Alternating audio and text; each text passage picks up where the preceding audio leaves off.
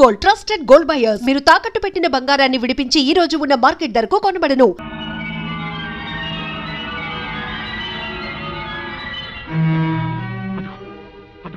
మృత్యుమేఘం వచ్చేస్తుంది.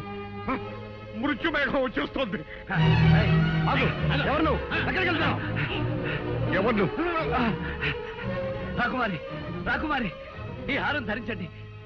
వస్తున్న ప్రమాదాన్ని తప్పించుకోండి. ఎవరా నువ్వు?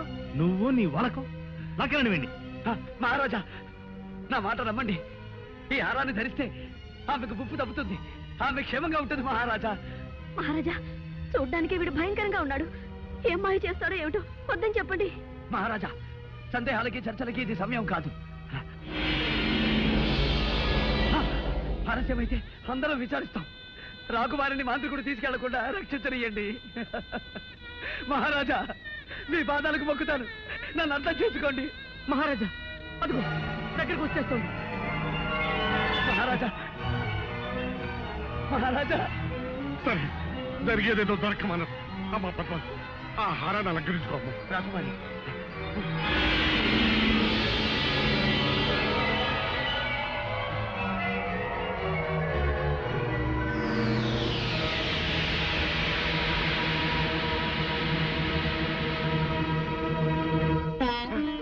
పోయింది. ఆ మృత్యుమేఘం వెళ్ళిపోయింది. అమ్మా పద్మ, నువ్వు మాకు దక్కావమ్మా, మాకు దక్కావమ్మా. అంతా దైవకృప. సమయానికి ఆ దైవమే వచ్చి కాపాడాడు.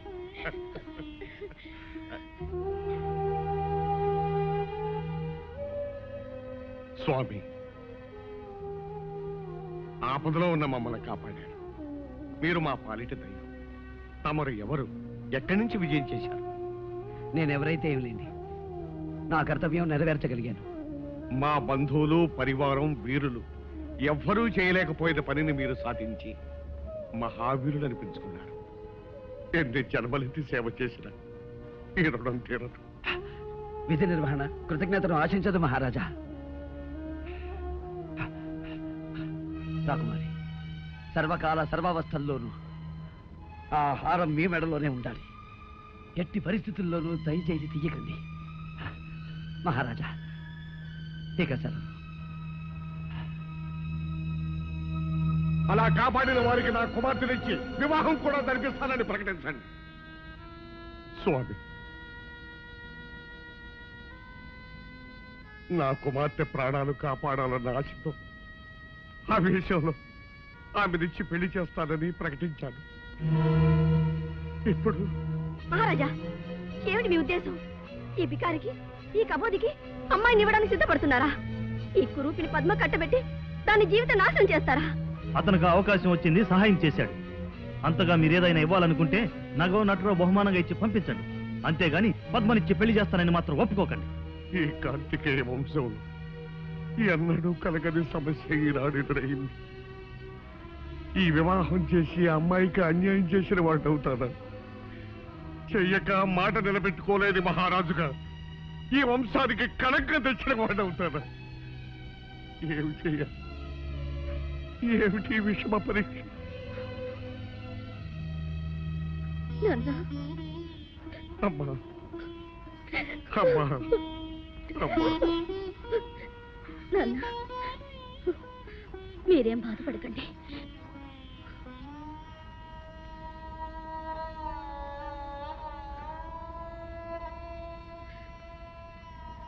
ప్రాణదాతగా మీకు నా కృతజ్ఞతలు. మీకొక నిజం చెప్పడం నా ధర్మం. నేను విజయ్ అనే వ్యక్తిని గాఢంగా ప్రేమించాను. నా మనసు ఎప్పుడో అతనికి అంకితం అయిపోయింది. అయినా సత్యవాక్ పరిపాలనలో ఘనకీర్తి గల వంశానికి చెందిన మా తండ్రి గారు మాటిచ్చారు. ఆ మాట ప్రకారం నేను మిమ్మల్ని వివాహం చేసుకోవడానికి పరిపూర్ణంగా సమ్మతిస్తున్నాను.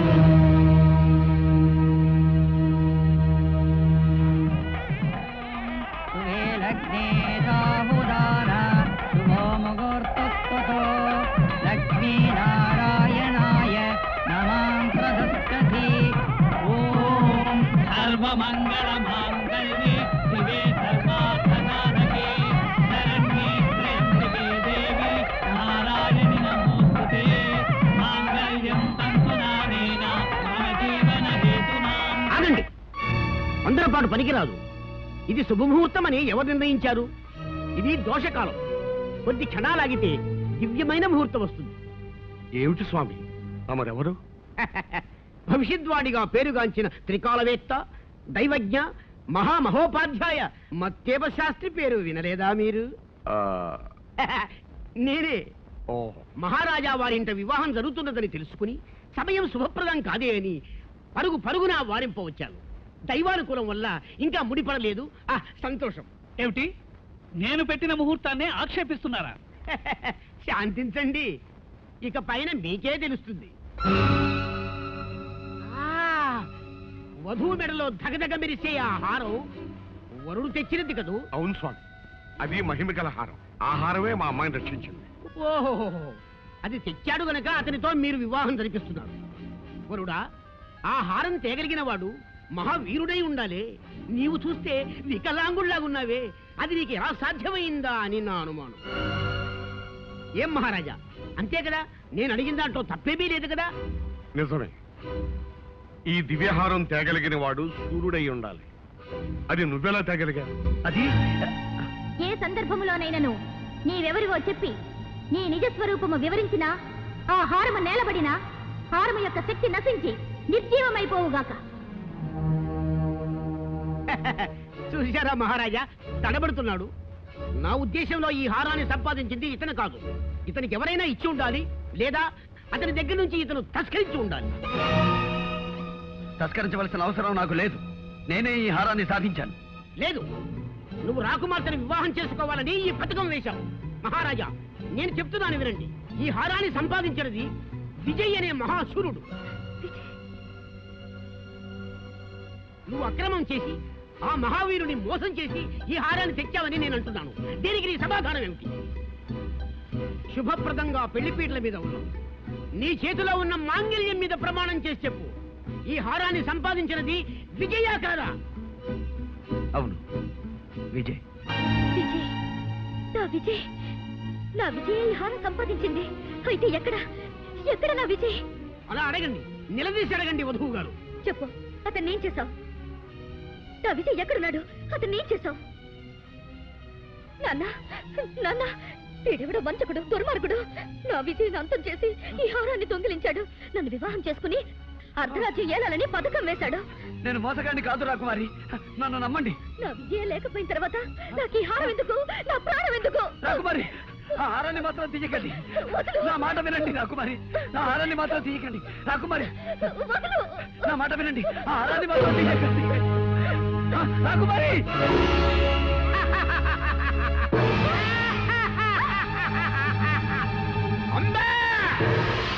అమ్మా పద్మా! హే నేత, ఆనతి ప్రకారము వధువు బలి వధువు.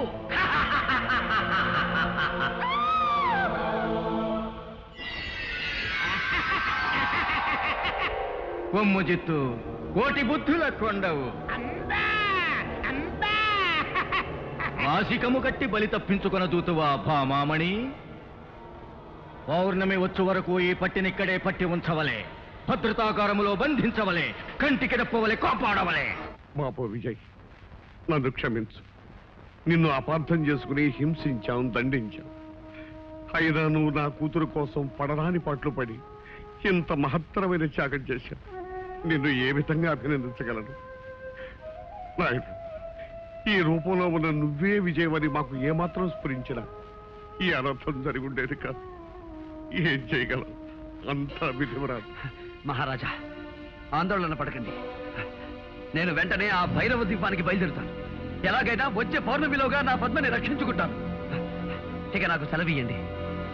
అమ్మా, నిన్నే నమ్ముకుని ఇన్నేళ్లుగా సేవిస్తున్నానే. నా బాబుకు జరిగిన ఆపదేమిటి? వాడెలా ఉన్నాడు? చెప్పమ్మా, చెప్పు. వాడికేమైంది? చెప్పమ్మా. అమ్మా,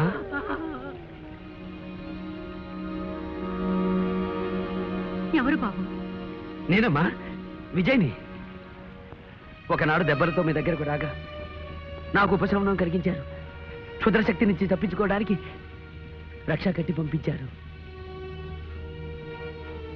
ఆ రక్షాబలం ఉన్నంత వరకు నాకంతా జయమే జరిగిందమ్మా. ఇప్పుడు నేను భైరవ ద్వీపానికి బయలుదేరుతున్నానమ్మా. మళ్ళీ తమ ఆశీస్సు పొందాలని వచ్చానమ్మా.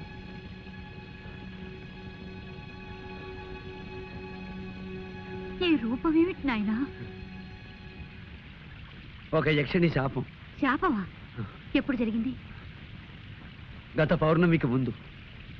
ఆనాడు ద్వాదశి. ద్వాదశ? అవునమ్మా.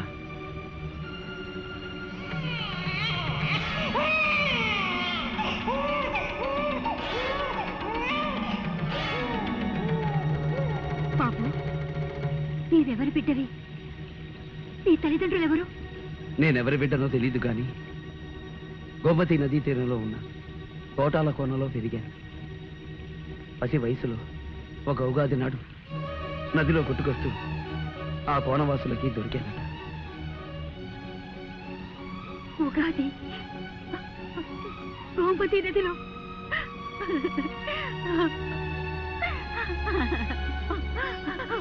బాబు, నువ్వెవరు కాదు, నా బిడ్డవి. నిన్ను పోగొట్టుకున్న దౌర్భాగ్యరాలి నేనే. అమ్మా! అవును బాబు, నేనే నిన్ను కన్న తల్లిని. అమ్మా! బాబు! అమ్మా!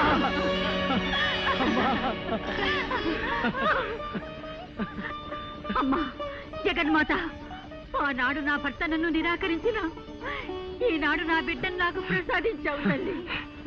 అమ్మా, నా తండ్రి ఎవరు? చంద్రప్రభ మహారాజు. చంద్రప్రభ మహారాజా. అయితే ఆయన్ని నేను కలుసుకున్నానమ్మా. నీవా?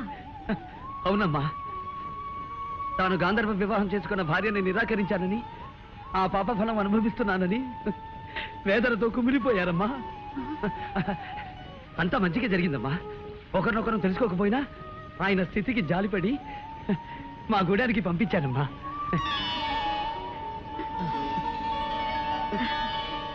భేష్ విజయ్ కుమార, నీవు సాధారణ మానవుడవు కావు, కారణ జన్ముడవు. అందుకే ఒక దివ్యాశ్వం నీకు వరమిచ్చింది. దాని సహాయంతో కార్యసాధన చేసి విజయనామాన్ని సార్థకం చేసుకో.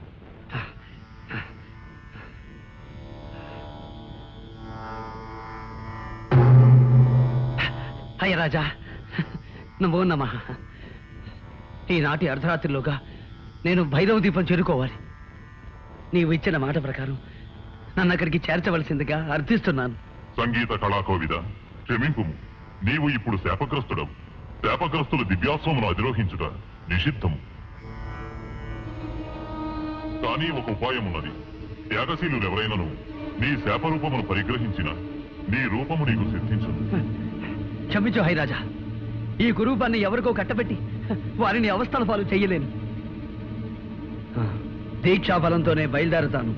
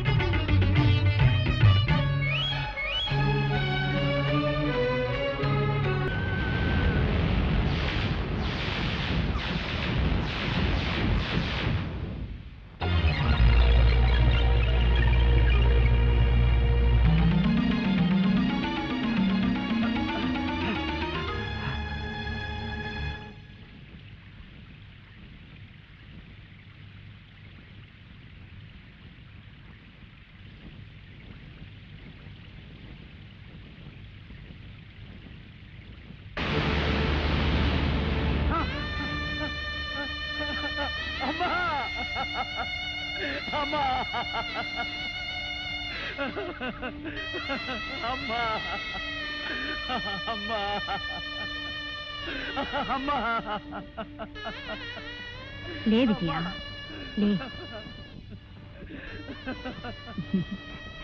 ఇది దేవి సంకల్పం. నీకు విజయం చేకూరాలని ఆ తల్లి నాకు అనుగ్రహించిన రూపమే ఇది. నీవు విచారించకు. అమ్మా, అమృతతులు ఏమైనా మీ ఆశీర్వచనం లభిస్తుందని వచ్చాను కానీ ఇంతటి ఘోరం జరుగుతుందని ఊహించలేకపోయానమ్మా. చూడు విజయ్, దుఃఖించడానికి ఇది సమయం కాదు. పౌర్ణమి ఘడియలు సమీపించకముందే దివ్యాసం అధిరోహించు. కర్తవ్యముఖుడవై విజయోత్సాహంతో లక్ష్య సాధనకు బయలుదేరు.